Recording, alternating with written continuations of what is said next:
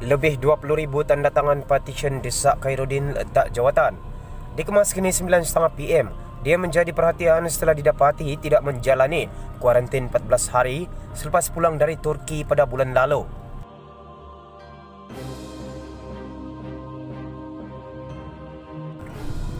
Setakat ini hampir 20,000 tanda tangan telah dikumpul. Satu petisyen dalam talian bagi mendesak Muhammad Khairuddin Azman Razali meletakkan jawatan sebagai Menteri Perusahaan Perladangan dan Komoditi yang dilaporkan tidak menjalani perintah kuarantin baru-baru ini.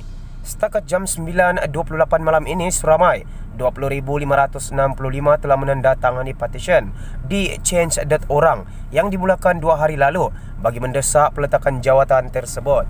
Menurut petisyen itu, Khairuddin yang juga anggota Jawatan Kuasa Pusat PAS telah sengaja melanggar arahan kuarantin Kendiri apabila hadir ke Dewan Rakyat walaupun belum cukup tempoh 14 hari selepas pulang dari Turki. Walaupun beliau telah disahkan negatif pada pemeriksaan awal, namun rakyat yang lain juga yang disahkan negatif mesti melalui tempoh kuarantin yang sama, tidak kira siapapun beliau. Oleh itu, rakyat Malaysia mendesak supaya YB Menteri meletakkan jawatan kerana dengan sengaja melanggar arahan kuarantin dan boleh mengakibatkan wujudnya kluster baru yang kita tidak jangka pada masa akan datang, menurut petisyen itu. Petisyen itu pada mulanya dibangkitkan anggota Parlimen Seputih Teresa Kok di Dewan Rakyat pada 18 Ogos lalu. Menurut wakil rakyat DAP itu, Khairuddin mengadakan lawatan ke Turki pada 3 hingga 7 Julai. Khairuddin didapati hadir di Dewan Rakyat pada 13 Julai, iaitu kurang dari 14 hari tempoh kuarantin yang ditetapkan. Selain itu, setakat semalam, laman Facebook anggota Parlimen Kuala Nerus itu turut dikemas kini dengan pelbagai aktivitinya bertemu orang ramai sebelumnya dipadamkan kemudian. Untuk rekod pada sidang 13 Julai itu, Perdana Menteri Muhyiddin Yassin mengemukakan usul menggantikan Muhammad Arif Muhammad Yusof dengan Azhar Harun sebagai Speaker Dewan Rakyat. Setakat ini, Khairuddin belum mengeluarkan sebarang kenyataan rasmi. Sebaliknya meminta orang ramai menunggu kenyataan Kementerian Kesihatan Malaysia KKM berhubung perkara itu. Hari ini Timbalan Menteri Kesihatan Dr. Nur Azmi Ghazali berkata tidak boleh ada sikap 2 darjat dalam isu kegagalan mematuhi prosedur operasi standard SOP berkaitan wabak COVID-19. Menurut beliau, tidak ada yang terlepas. Orang bawah terkena. Tidak ada orang di atas tak kena tangkap. Orang bawah kena gari. Tak boleh macam tu, katanya. Seperti dipetik portal Sinar Harian hari ini ketika mengulas isu tersebut. Kita beralih ke perkongsian berita yang terakhir.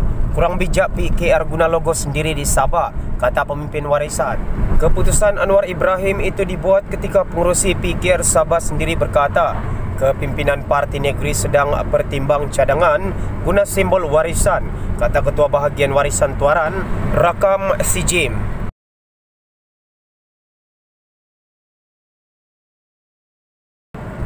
Pendirian PKR untuk menggunakan lambang sendiri dalam pilihan raya negeri PRN Sabah dilihat sebagai langkah yang kurang bijak oleh seorang pemimpin warisan. Menurut Ketua Bahagian Warisan Tuaran Rakam Sijim, keputusan itu tidak mustahil menyebabkan wujud pertembungan sama sekutu di kalangan mereka di Sabah nanti. Pakatan politik di Sabah dikenali sebagai Warisan Plus, bukan Pakatan Harapan PH Plus. Oleh itu, wajar sekiranya logo warisan diberi ruang sebagai satu simbol untuk parti-parti lain yang bekerjasama seperti mana APKO dan DAP. Jika PKR terus berkeras, tidak mustahil akan wujud keadaan pertandingan sama sendiri antara Warisan Plus dan PKR. Ini berkemungkinan boleh berlaku jika watika calon PKR yang dikeluarkan oleh Presiden mereka di Semenanjung tidak selari dengan kesepakatan yang dipersetujui di peringkat negeri, katanya dalam satu kenyataan hari ini.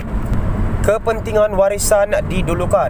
Semalam Presiden PKR Anwar Ibrahim berkata PKR tetap akan menggunakan lambang sendiri meskipun ada cadangan agar PH secara seragama menggunakan lambang warisan dalam PRN Sabah bulan depan. Kata Rakam, keputusan Anwar itu dibuat ketika pengurusi PKR dan PH Sabah Christina Leo sendiri berkata kepimpinan parti di peringkat negeri sedang mempertimbangkan cadangan penggunaan simbol warisan mewakili semua parti dalam gabungan Warisan Plus. Tambahnya, siri kejayaan kerajaan negeri Sabah yang diterajui warisan akan mempengaruhi pengundi dalam memberi undi. Kita mahu satu kesepakatan yang jitu dalam menentang pihak lawan yang berpecah. Namun jika tiada kompromi, maka kepentingan warisan tetap perlu didahulukan, tegasnya lagi. Sebelum pertukaran kerajaan pusat, warisan yang diketuai Syafiee Apdal merupakan salah satu sekutu blok kerajaan yang diterajui Pakatan Harapan. Selepas tumbangnya kerajaan PH, meskipun saling menyokong, warisan dilihat lebih rapat dengan bekas Perdana Menteri Dr. Mahathir Mohamad yang baru saja menubuhkan parti baru iaitu Pejuang. Semua sumber berita telah dipetik dari Malaysia Kini Online. Terima kasih kerana anda tidak jemu-jemu menyokong perkembangan channel ini. Jangan lupa untuk like dan subscribe. Anda digalakkan untuk mengongsikan video ini ke akaun media sosial anda. Akhir sekali, jika anda mempunyai sebarang komen, jangan lupa untuk tinggalkan pada ruangan komen di bawah. Terima kasih.